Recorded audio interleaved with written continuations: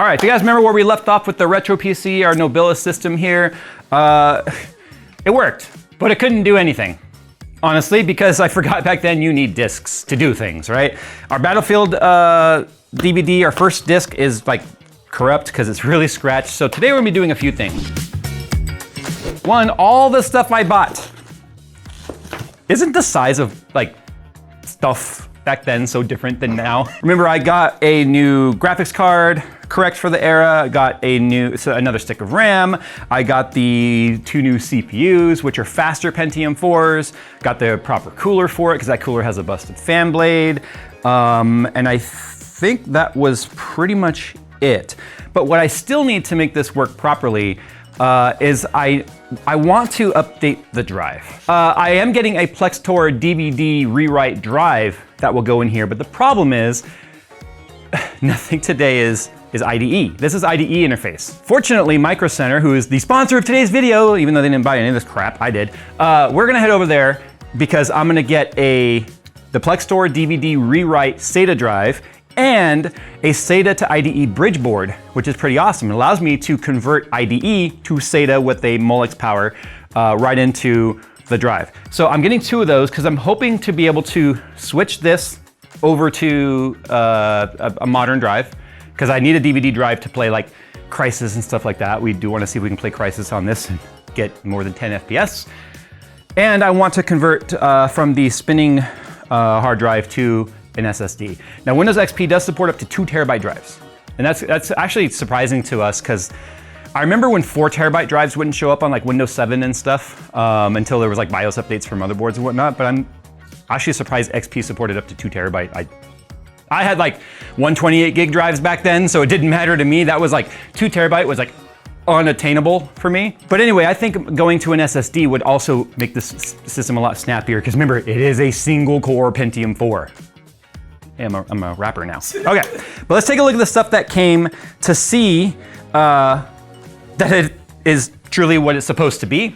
Let's do a physical upgrade to the system just to make sure that like it'll still post into, remember it works fine right now. And then I want to do like a boot test of timing how long it takes to get into Windows now with everything loaded versus how long it takes with the faster CPU and the faster RAM, and then obviously the graphics card. So here we go. It's literally, well, okay, the pins are at least stuck into foam, which would be like, oh, and they stapled it. This is the 2.4. The cache and the FSB, or the front side bus speed, all matter for this. So that's the 2.4. Okay, here's the other one. Oh, that one's definitely been used. Well loved. Yeah. Okay, this is my RAM. Literally new. DDR PC 2100. Wait, it says ECC. I did not order ECC. I could have swore I made sure not to get ECC. Oh, that's gonna be a problem, because I promise you, Micro Center does not have DDR. This should be the new cooler. Oh my gosh. But this is the one that matters most right here. This is the Gapoo. Oh my God, I forgot how skinny they are. This was like baller back then though. I don't know, it says working. I really hope so. 256 megabyte AGP. We'll do a little cleaning on this. So that was like 300 bucks. This was like 180 of it right there. Oh, I hope it works. Let's do a boot test. Let's face it, anyone watching my videos that have been around long enough know the big powerful PCs, when you bragged about your system, you bragged about the boot time. Boot time was like the #1 indicator of how baller your system was. Like, my system boots in 17 seconds, you know? All right, here we go. And it's not when you get to the desktop, it's when the mouse hourglass disappears.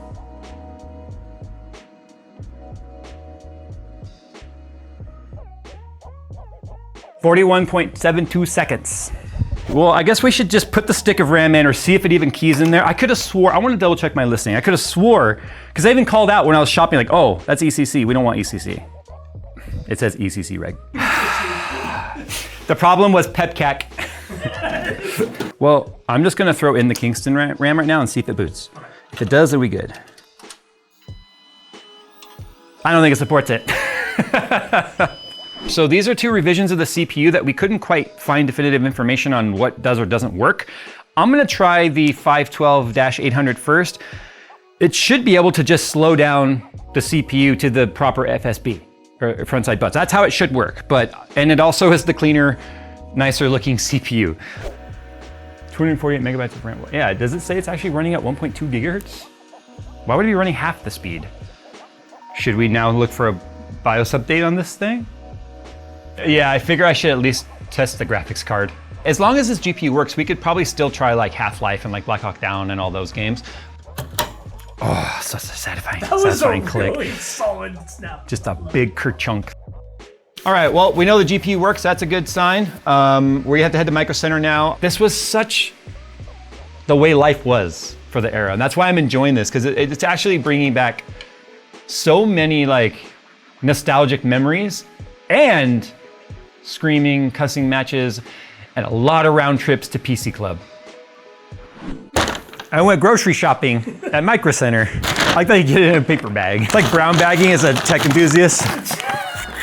Before we get to the haul, developments. And many of you that probably still dabble in this more vintage stuff, I say vintage, it's really retro, but probably already know this. None of the shit I got really works with it. That sucks as ever.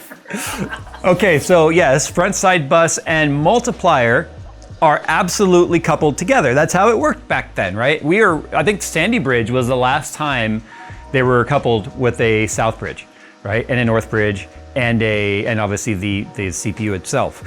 But this particular motherboard, see, Pentium 4 was around for a long time. Like it went all the way up to like 3.14 or 3.16 was like the fastest single core, and then the Pentium D, and then the Core 2 Duo era, and that accelerated to where we are today. But a BIOS update to this motherboard doesn't fix the fact that it will only read 400, so there's three pieces to this here, right? There's core frequency, which is just the mathematical equation of front side bus and multiplier, which is how you get frequency. And that still kind of works today. You can still see bus in your motherboard, but that's all adjustable and such today.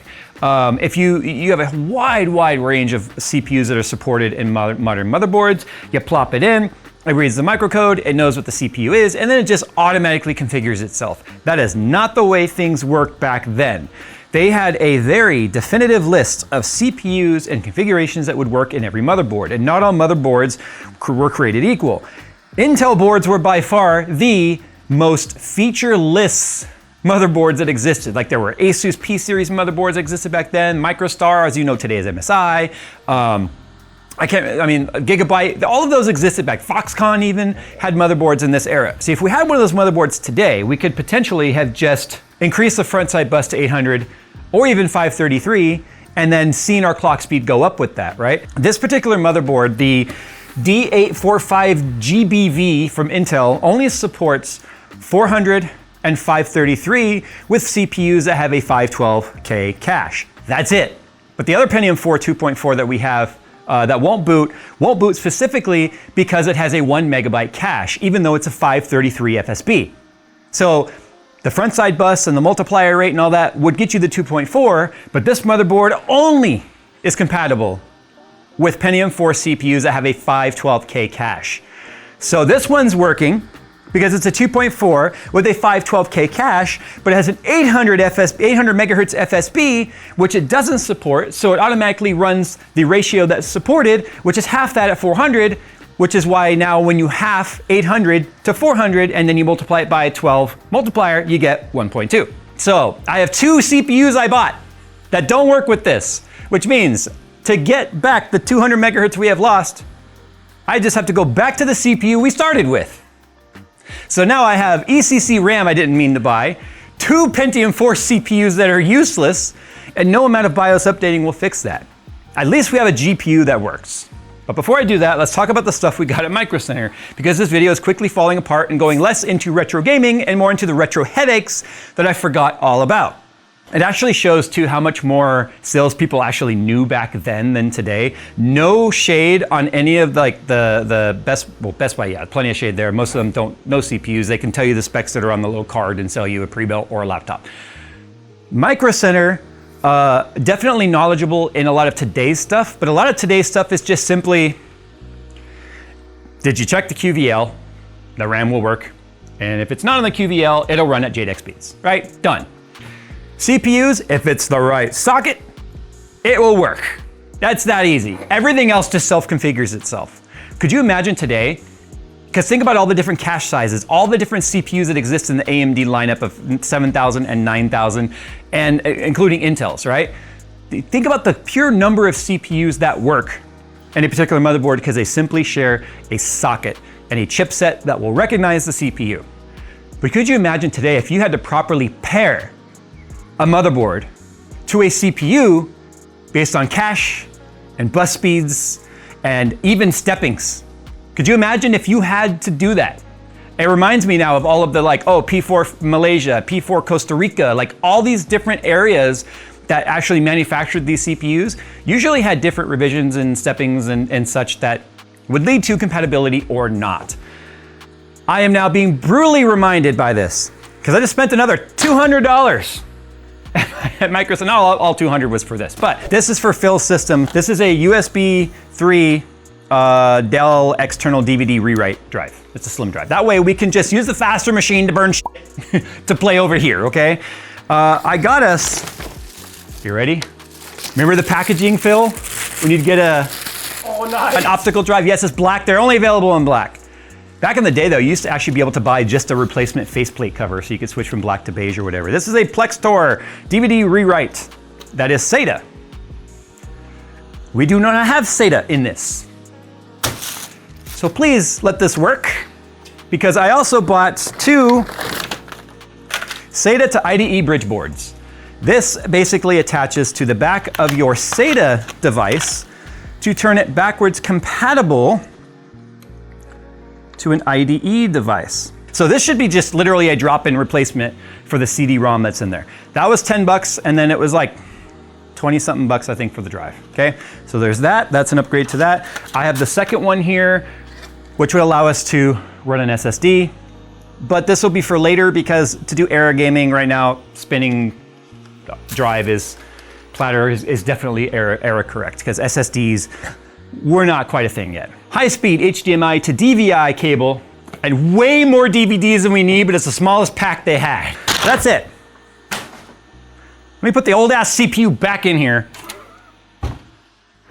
I know it's getting more and more the way you would think an old PC like this would look as we go. I'll be honest though, I'm having more fun with this than any modern PC right now. Okay. Yay! We got sounds.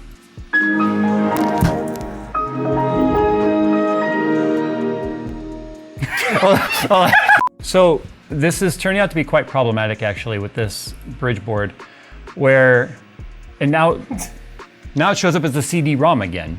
What's happening is the drive keeps disappearing. And then we would get it to come back and we put the disk in and say, hey, show me the contents of what's on the drive or in the drive. And then it would just show a blank, Windows Explorer, like File Explorer. And then it would crash Explorer itself. And then it would recover. So let's just think for a second here, but. It already says write these files to CD, which means it thinks it's a blank CD. Yeah. So we're not sure if this is some sort of a weird communication issue between this drive and like Windows XP or whatever, but the fact that restarts make it come back. We do have a workaround right now though. I'm gonna sanity check with the other bridge board just to see. Our workaround is gonna be, we're just gonna mount a virtual drive. So it's kind of cheating, but we need to move on. So we further cheated even farther and just took the external DVD drive up and it works just fine. Now we can install Battlefield and just see what happens. I'm really curious as to whether or not it's going to just tell me, bro, you don't have enough RAM. Everything else should, I think it wants a 2.0 gigahertz CPU too. Oh well, whatever. If this doesn't work, please insert game disk. Well, what do you think we're reading off of?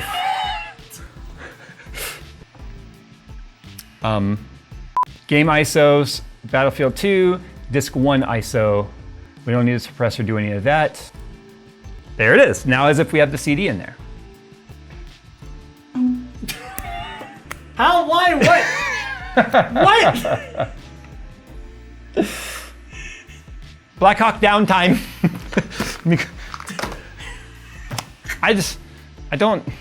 Okay, so now that we're back from running to my storage unit and finding the box that had my Blackhawk Down CD and manual and all that sort of stuff, I've got my key and we've moved forward. So anyway, from there, we get to choose large install or small install. So back then, you could have just put the main necessary files on your hard drive, and then it would still pull some stuff from the disk simultaneously while playing, like loading as the game progresses, to save on hard drive space. So this game's entire install of large install is 700 megabytes, and the small install is 400 megabytes. So obviously we're gonna do large install because we have like 16 gigs available on this drive. Somalia is reeling from years of famine. We're finally playing a game!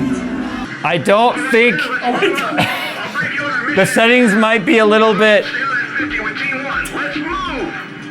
they might be a little bit ambitious.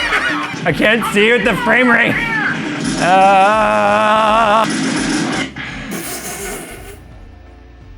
Did I win? Oh, shit. Oh, I don't know what happened. The smoke? Oh, it's a flashbang. Definitely needs CPU and RAM update. At minimum, a RAM update, which I've ordered. Wait, and nuts. Oh, we got twofer! Nice! Nuts shot into a twofer. Okay, I want to try Half-Life. It should be able to do Half-Life without any of that. Okay, so just to show that process again, we're gonna play Half-Life 1 Game of the Year edition real quick. So, virtual CD, then we are going to mount a drive. We are going to navigate to wherever the ISO is. There we go, open, okay. So we can run that, install it. You've seen the rest.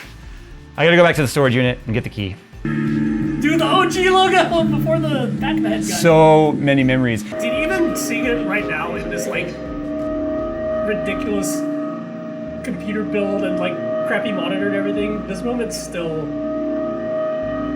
Stay. Go ahead, Gordon. Smoke the carrier. I think throw backwards. Let me out! And that's what happens when you open a portal to another dimension. Spoiler alert. Oh, sorry.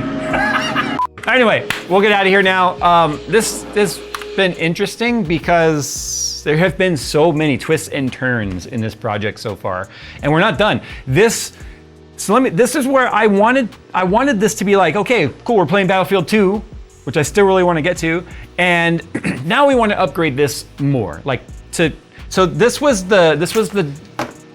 was the target right there. And we landed on Half-Life, which is not that. And then we were supposed to go from that to that. We still haven't gotten there yet. So, what was supposed to be done upgrading this to bring it from just a basic, maybe an e-machine type web surfer machine to a gaming rig that can play Battlefield 2, we've had to kind of take more baby steps along the way because of forgetting certain nuances that have kind of gotten in the way, which to be honest made this more interesting if you want to know the truth. So when the next hardware comes, Battlefield 2 should be the target, and then I'm gonna try and see what happens with Crysis with that hardware, and then we might go one more level to see if we can make it to Crysis, potentially maybe Crysis 2. But I hope you guys have learned something today. These things, we still haven't tried it with the SSD, which might be a little easier for this to work with, but the optical drive, this just did not seem to do the job. But it doesn't mean they're ruled out as being pointless yet, because I still have to try it with the SSD. There you go.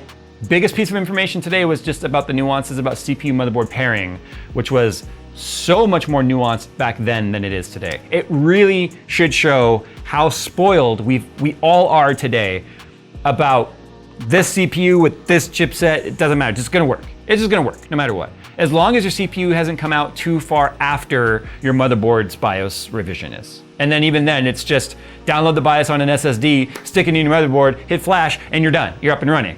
All right, guys, time to get out of here. If you have a lead maybe on a natural progression motherboard from this to go to maybe, I think it'd be fun to get like the 3.16 or whatever it was, Pentium 4, which was like the last one that was released before Pentium D and Core 2 Duo came out. That would be kind of fun, but I think I might jump from this to like a Core 2 Duo, maybe Core 2 Quad, to do some more like mid-2000s gaming. All right, guys, thanks for watching. As always, we'll see you in the next one. Please don't forget to hit that bell on the channel. YouTube is heavily weighting that kind of stuff now, and I hate to really peddle that sort of stuff, but we gotta play YouTube's game, man. They make the rules, not me.